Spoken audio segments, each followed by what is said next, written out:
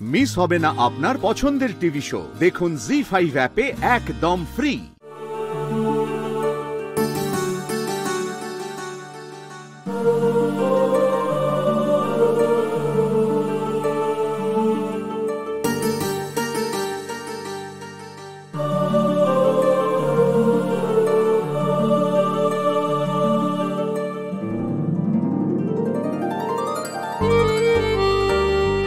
May I come in, sir? Yes, come in.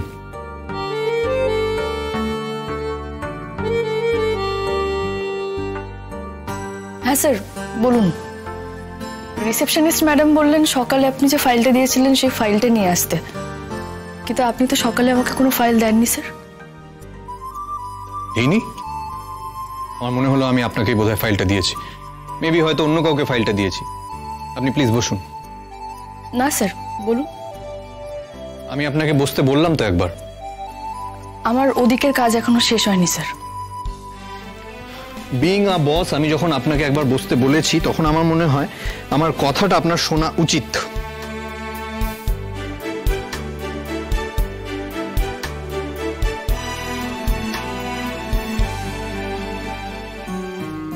কি হলো, তো দূরে গিয়ে বসলেন যে? স্যার ঠিক আছে, আপনি বসতে বললেন আমি বসেছি। এখানে এসে বসুন। কি আশ্চর্য স্যার, আপনার কিছু বলার থাকলে আপনি বলুন না, আমি শুনতে তো পাবো। আমার আর কিছু বলার নেই, আপনার কিছু করার আছে। হ্যাঁ, বুঝতে পারলেন না তো? এই যে দুটো থালা আমি এখানে সাজিয়ে বসেছি, এটা নিশ্চয়ই আমি আমার একার জন্য করিনি। মাফ করবেন স্যার, আমি একজন সামান্য কর্মচারী।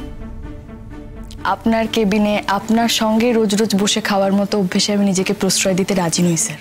আপনি না বড্ড বেশি কথা বলেন, জানেন? কে নিন এসে। বললাম তো আমি খাবো না স্যার। সরি, আপনি প্লিজ আমাকে মিসআন্ডারস্ট্যান্ড করবেন না।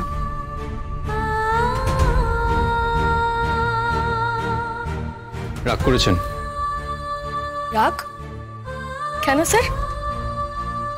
না, আমি আপনার সঙ্গে একটু মিসবিহেভ করে ফেলেছি। আপনি বস, আপনার কর্মচারীর প্রতি আপনার যখন যেরকম মনে হবে আপনি তখন সেরকম ব্যবহার করতেই পারেন।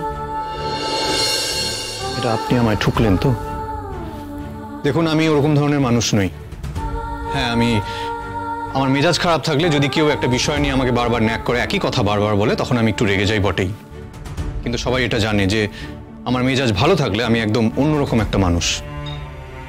ঠিকই তো, আপনি বস, আপনার মেজাজের তারতম্য তো হতেই পারে স্যার। আপনি আবার আমায় ঠুকে ঠুকে কথা বলছেন? সেটা আপনার ধারণা স্যার, আমি কেন আপনাকে ঠুকে কথা বলতে যাব? এত বড় স্পর্ধা আমার নেই স্যার, আপনি ভুল বুঝছেন আমাকে। আমি একদম ঠিক বুঝছি, যেটা সত্যি আমি সেটাই বলছি। স্যার, একজন বসের যেরকম হওয়া উচিত আপনি ঠিক সেরকমই, আর আমি আপনাকে সেই চোখেই দেখছি। সকাল থেকে একটা পার্সোনাল কারণের জন্য আমি আপসেট ছিলাম,